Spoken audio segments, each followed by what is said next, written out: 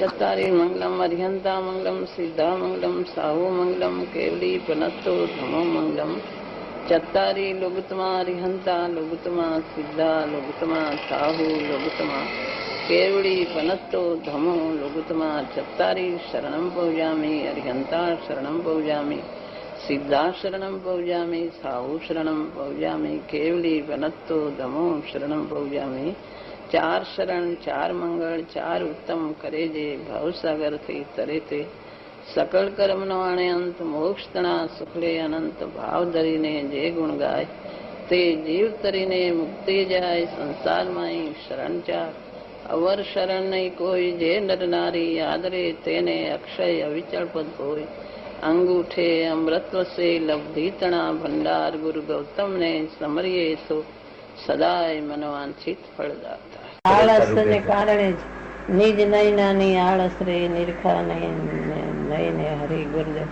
વ્યાખ્યાનમાં બોલતા પોતાના નયનની આળસને કારણે પોતાની આગળ રહેલા હરિને પોતે જોયા નથી, પોતે જોવાની આળસ કરી છે. પોતે જ દેખાઈ શકે એવો હોવા છતાં બીજા પર અભ્યાસ વિભાવના અભ્યાસને કારણે પોતાના નયન જોવાના નયનથી પોતે પોતાના ચૈતન હરિને નિરખ્યો નથી, એના દર્શન કર્યા નથી. પોતે પોતાના નયનની આળસમાં અનાદિકાળ ગુમાવ્યો છે. ક્યાંક ક્યાંક ગયો તો ક્યાંક ક્યાંક અટકી ગયો, ક્યાંક પ્રિયમાં શુભમાં. અને અત્યારે આ પંચમ કાળમાં આવા ગુરુદેવ મળ્યા જેને કીધું કે શુભ ભાવમાં ધર્મ નથી, અંદર શુદ્ધતાથી ભરેલો આત્મા શુદ્ધાત્માને ઓળખ, તો એ જીવ પુરુષાર્થ પોતાના પ્રમાદને કારણે અટકી રહ્યો છે. અનુભવની દ્રષ્ટિ વડે એમ શબ્દ પ્રયોગ કરતા, એટલે કે પોતાને જે અનુભવાઈ રહ્યો છે એ અનુભવ દ્વારા જ જોવું, એવું એમાં શું કહેવું હતું? અનુભવને પોતે પોતાના સ્વભાવનો અનુભવ કરીને એ દ્રષ્ટિ વડે જોવે, પોતે પોતાના સ્વભાવ દ્રષ્ટિથી જોવે, અનુભવ દ્રષ્ટિ એનું વેદન કરીને જો અંદર ઊંડો ઉતરીને એનું અંશે પણ વેદન કરીને જોવે, અનુભવ દ્રષ્ટિ કરીને એનું શાંતિનું વેદન કરીને જોવે.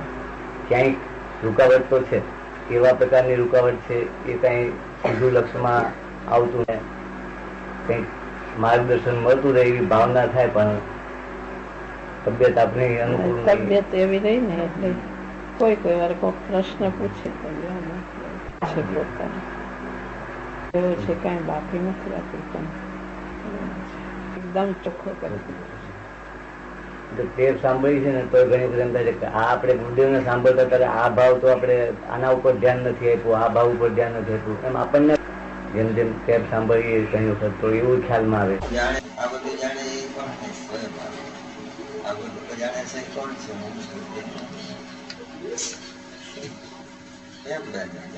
આમ જોઈને કે આ બધું જાણે છે, બોલો તો આ બધું નહીં પણ એ હું જ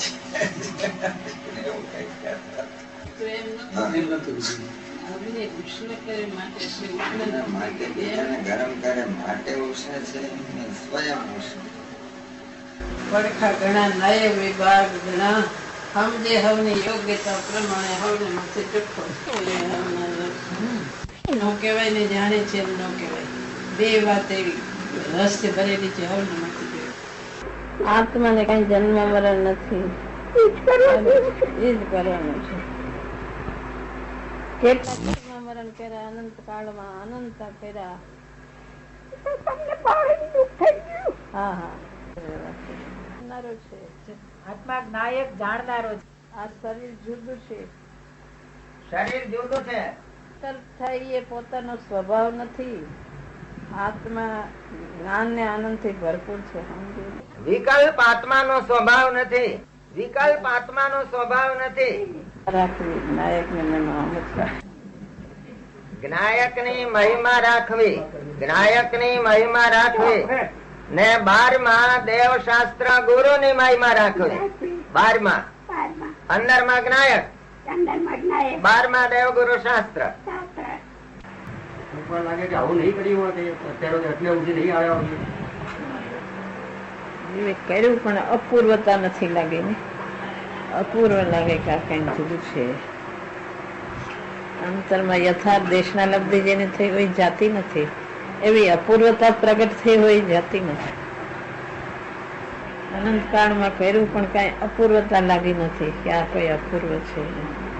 એ પોતે પોતાના આત્માને અંતરમાંથી વિશ્વાસ આવે કે શું પોતાને કેટલું ઊંડું છે, કેટલી અપૂર્વતા લાગે, એ પોતાને વિશ્વાસ આવે અંતરમાંથી. કોક વાર થોડો કાળ જાય કે થોડું ભૂલી જવાય તો પછી તો એક સરખું અપૂર્વતા ભૂલી જવાય, પણ કરવાનું આ જ છે. જીવનમાં કંઈક જુદું જ કરવાનું છે. અંતરમાં માર્ગ અંતરમાં છે. અને ચૈતનની મહિમા આવે અંતરમાંથી કોઈ કે ચૈતન તત્વ જુદું ને આ બધું બહારનું કઈ અપૂર્વ નથી. એમ અંતરની મહિમા, અંતરમાં જે રુચિના બીજ ઊંડા જાય તો એ જાતા નથી. મુખ્ય હોય છે ત્યાગ વિરાગની વૃત્તિઓ કઈ આત્મા કેમ પ્રમાણે તત્વ વિચાર સ્વાધ્યાય એ હોય છે. ત્યાગ વૈરાગ તો એમાં જેટલી પોતે આત્મા તરફ વળે એટલી અંતરથી વિરક્તિ, અંતરથી એને રસ ઉતરી જાય, એવું બધું અંતરમાં અમુક પ્રકારે હોય છે. પણ પ્રથમ ઉપાય તો એને સાચી સમજણ કરવી. એ સાચી સમજણને માટે તત્વ વિચાર સ્વાધ્યાય શ્રવણ મનન એ બધું હોય છે. ત્યાગ વૈરાગ તો જેટલો એને અંતરમાંથી જે વિભાવનો રસ છૂટે એ કઈ અંતરમાં થોડો વિરક્ત તો હોવો જ જોઈએ. એ તો વચ્ચે હોય જ, પણ એની સાથે માર્ગ તો સાચી સમજણ કરવો છે. એમાં સ્વાધ્યાય વિચાર મનન બધું હોય છે. મુખ્ય ઉપાય છે સાચી સમજણ કરવી. વિરક્તિ તો હોવી જ જોઈએ. આટલો ત્યાગ કરવો જોઈએ કે આટલું એમ એનો નિયમ નથી હોતો, પણ અંતરમાંથી એને કઈ રસ ઉતરી જાય, વિભાવ તરફ આત્માનો રસ લાગે, એટલું તો એને હોવું જોઈએ. તત્વજ્ઞાનની લડીઓ આવી આત્માથી વાંચવું પડે છે. ક્યાં આપણો બી કોઈ વાણીનો યોગ નહીં, તો એ બી વેદના થાય કે સાધના ભૂમિ છે. એ ખુશી વાત સાક્ષાત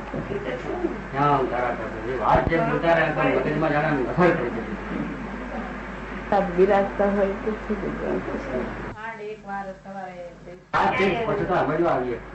જ્ઞાન ની ચોપટ આપણી છેલ્લી વાપરી તો આપણને બહુ આનંદ થયો. પછી ક્યાંક વાતની ચોપટ કરવા વાળા ખૂબ છે, ક્યાં ચોપટ કરવી?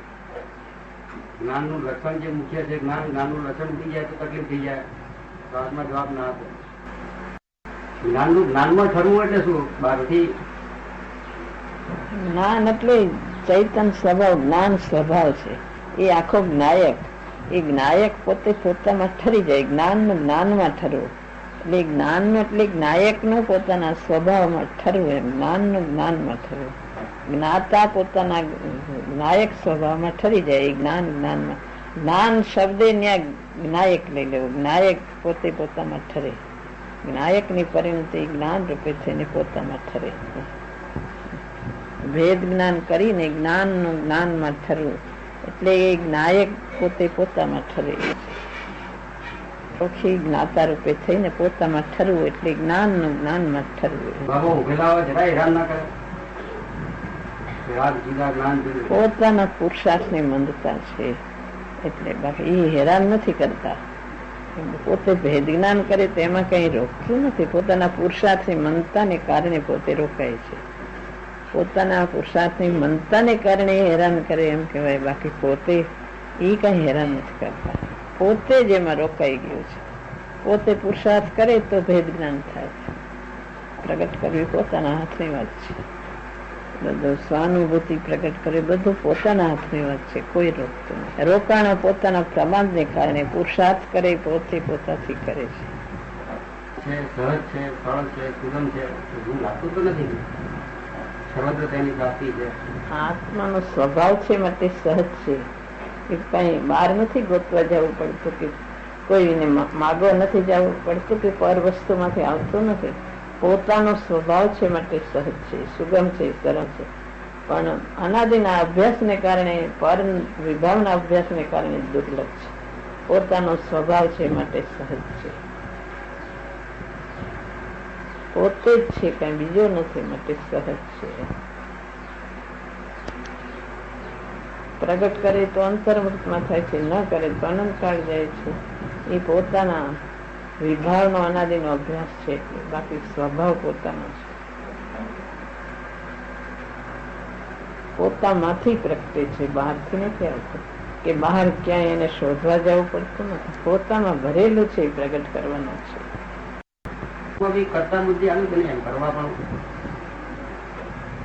તો વચ્ચે જ્યાં સુધી એની અધૂરી પર્યાય છે એમાં એ કર્તૃત્વ અમુક જાતનું તો આવ્યા વગર રહેતું નથી, પણ એની કરતા બુદ્ધિ તોડવાની વાત છે. એમ કે હું કરીશ, પર પદાર્થને કરી શકું છું અને વિભાવની પર્યાયને હું કરતા છું, એમ સ્વામિત્વ બુદ્ધિ છોડવા. પર પદાર્થને તો કરી શકતું જ નથી. વિભાવ પર્યાયમાં પોતાના પુરુષાર્થની મંદતાને લઈને કોઈ એ અપેક્ષા એ પોતે એનો અજ્ઞાન અવસ્થા એ કરતા થાય છે. જ્ઞાન અવસ્થા એ પરિણતિ પોતાની અસ્થિરતાને કારણે પોતામાં થાય છે, પણ એની કરતા બુદ્ધિ છૂટી જાય છે. એમ પુરુષાર્થ જે થાય છે એ પોતાના પોતે કરે છે, પણ એમાં હું કરી શકું છું એ કરતા બુદ્ધિ છૂટી જાય છે. બુદ્ધિ એવી કરતા બુદ્ધિ એમાં વિકલ્પ કરીને કે હું આ કરું એ બુદ્ધિ તોડવાની જરૂર છે. બાકી પુરુષાર્થનું એવી કર્તૃત્વપણું તો અમુક જાતની અધૂરી ભૂમિકામાં આવે છે, વચમાં પલટાવે છે, પરિણામો પલટાવે છે તો આવે છે. વિભાવનું કરતાપણું અને પર પદાર્થનું કરતાપણું અને પુરુષાર્થ કરે છે એ જાતનું કરતાપણું, એ બધામાં ફેર છે. એ બધું પરને તો કરી શકતો નથી. વિભાવ પર્યાયને કોઈ અપેક્ષા એ પોતે એમાં જોડાય છે. અજ્ઞાન અવસ્થા એ કરતા જ્ઞાન અવસ્થામાં એની પુરુષાર્થની મનતાથી થાય છે, અને પુરુષાર્થ કરે છે એ પણ એ પોતે સ્વભાવ તરફ કરે. એ બધામાં ફેર છે, પણ એમાં પોતા કરતા બુદ્ધિ છૂટી જાય છે. અર્થ શું કરવો?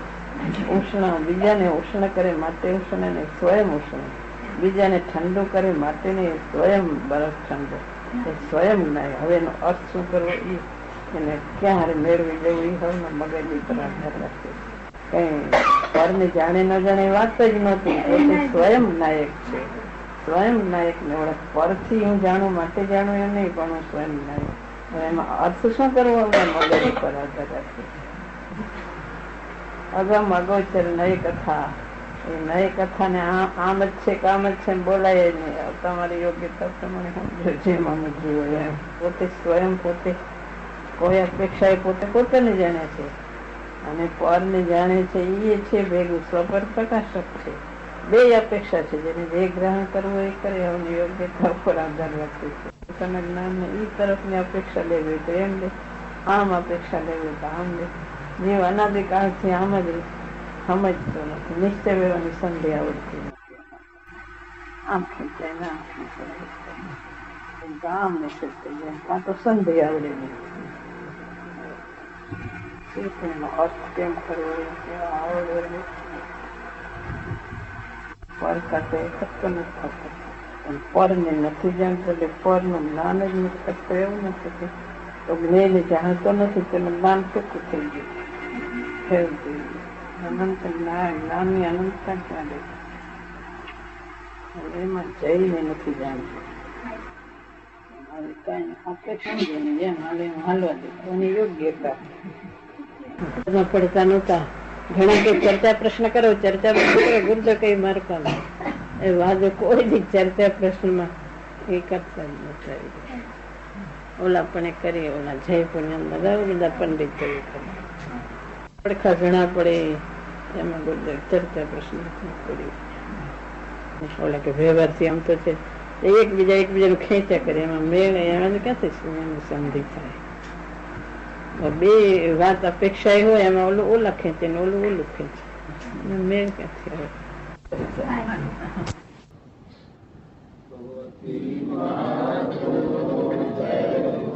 માતાજીની અમૃત